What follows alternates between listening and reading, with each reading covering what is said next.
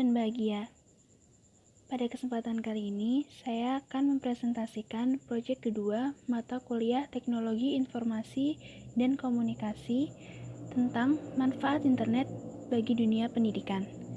Nama saya Carolina Anya Azalia Putri, nomor induk mahasiswa 2020015076, kelas 1B. Pada zaman ini, teknologi internet menjadi kebutuhan pokok bagi manusia untuk memperoleh informasi di seluruh dunia. Jaringan internet adalah jaringan komputer yang mampu menghubungkan komputer di seluruh dunia, sehingga segala jenis dan bentuk informasi dapat dikomunikasikan antar belahan dunia secara menyeluruh. Perkembangan teknologi yang disebut internet telah mengubah pola interaksi masyarakat, yaitu interaksi bisnis, ekonomi, sosial, dan budaya. Internet telah memberikan kontribusi yang besar bagi masyarakat, perusahaan atau industri, dan juga pemerintah. Dengan adanya internet, pendidikan masa depan akan bersifat terbuka dan dua arah, beragam, multidisipliner, serta terkait pada produktivitas kerja dan kompetitif. Dengan perkembangan teknologi informasi yang begitu pesat, maka saat ini sudah banyak diterapkan proses belajar jarak jauh dengan menggunakan internet untuk menghubungkan peserta didik dan pengajar, melihat jadwal pembelajaran, mengirimkan berkas tugas, melihat nilai, konsultasi, dan melakukan diskusi.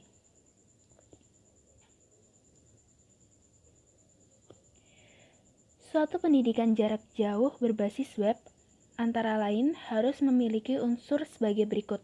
Yang pertama, pusat kegiatan peserta didik. Yang kedua, interaksi dalam kelompok. Yang ketiga, sistem administrasi peserta didik. Yang keempat, pendalaman materi dan ujian. Yang kelima, perpustakaan digital. Secara umum, aplikasi di internet terbagi menjadi dua jenis, yaitu synchronous system dan asynchronous system. Synchronous system. Aplikasi ini berjalan secara waktu nyata di mana seluruh pemakai dapat berkomunikasi pada waktu yang sama.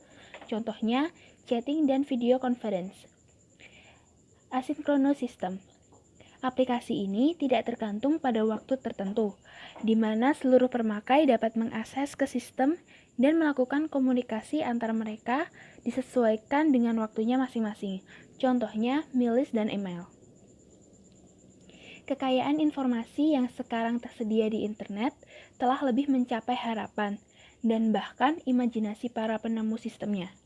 Melalui internet, sumber-sumber informasi dapat diakses tanpa batas dan aktual dengan sangat cepat. Adanya internet memungkinkan seseorang di suatu negara untuk mengakses perpustakaan di negara lainnya dalam bentuk digital library. Sudah banyak pengalaman tentang manfaat internet dalam penelitian dan penyelesaian tugas. Tukar-menukar informasi atau tanya jawab dengan pakar juga dapat dilakukan melalui internet. Tanpa teknologi internet, banyak tugas-tugas yang akan selesai dalam waktu yang lama. Bagi para pengajar, internet bermanfaat dalam mengembangkan profesinya, karena dengan adanya internet dapat meningkatkan pengetahuan, bekerja sama dengan pengajar luar negeri, berbagi sumber antar rekan, mengatur komunikasi secara teratur, berpartisipasi dalam forum-forum lokal maupun internasional, dan kesempatan mempublikasikan informasi secara langsung. Para pengajar juga dapat memanfaatkan internet sebagai sumber bahan mengajar dengan mengakses rencana pembelajaran atau silabus online dengan metodologi baru, mengakses materi pembelajaran yang cocok untuk peserta didik, serta dapat menyampaikan ide-idenya. 3 hal dampak positif penggunaan internet dalam pendidikan yaitu: pertama, peserta didik, dalam hal ini mahasiswa, dapat dengan mudah mengambil mata kuliah dimanapun di seluruh dunia tanpa batas institusi atau batas negara.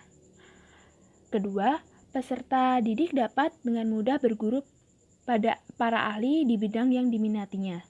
Ketiga, kuliah atau belajar dapat dengan mudah diambil di berbagai penjuru dunia tanpa bergantung pada universitas atau sekolah tempat si mahasiswa belajar.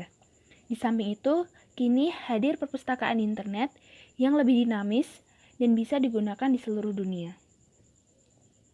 Kelebihan pembelajaran melalui internet yang pertama, tersedianya fasilitas e-moderatin. Guru dan siswa dapat menggunakan bahan ajar atau petunjuk belajar yang terstruktur dan terjadwal melalui internet. Belajar atau mereview bahan ajar setiap saat dan di mana saja. Bila siswa memerlukan tambahan informasi yang berkaitan dengan bahan yang dipelajarinya, ia dapat melakukan akses di internet secara lebih mudah. Baik guru maupun siswa dapat melakukan diskusi melalui internet. Berubahnya peran siswa dari yang biasanya pasif menjadi aktif, lebih relatif dan efisien. Kekurangan pembelajaran dengan internet. Kurangnya interaksi antara guru dan siswa atau bahkan antar siswa itu sendiri. Kurangnya interaksi ini bisa memperlambat terbentuknya value dalam proses belajar mengajar. Kecenderungan mengabaikan aspek akademik atau aspek sosial dan sebagainya mendorong tumbuhnya aspek bisnis atau komersial. Proses belajar dan mengajarnya cenderung ke arah pelatihan daripada pendidikan. Berubahnya peran guru dari yang semula menguasai teknik pembelajaran konvensional, kini juga harus dituntut mengetahui teknik pembelajaran yang menggunakan IT. Siswa yang memiliki motivasi belajar tinggi cenderung gagal. Tidak semua tempat tersedia fasilitas internet. Mungkin hal ini berkaitan dengan masalah tersedianya listrik, telepon, atau komputer. Kurangnya tenaga yang mengetahui dan memiliki keterampilan soal-soal internet, dan kurangnya penguasaan bahasa komputer. Sekian presentasi dari saya, kurang lebihnya mohon maaf. Terima kasih.